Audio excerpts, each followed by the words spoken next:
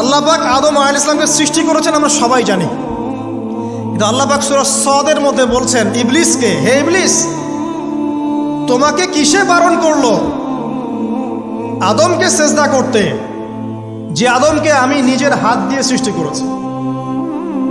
আল্লাহ রাব্বুল আলামিন যে আমাদেরকে এত যত্ন করে ভালোবেসে সৃষ্টি করেছেন, এটা কি আল্লাহ পাকের দয়ার নিদর্শন নয়?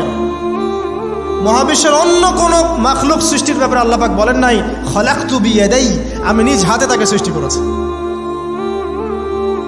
শুধু সৃষ্টি নয়, সৃষ্টি করার পর আল্লাহ পাক তাকে সমস্ত নাম শিক্ষা দিয়েছেন। এই যে জ্ঞান শিক্ষা দেওয়া, জ্ঞান, এটা আল্লাহ পাকের সবচেয়ে বড় নিদর্শনগুলোর মধ্যে অন্যতম।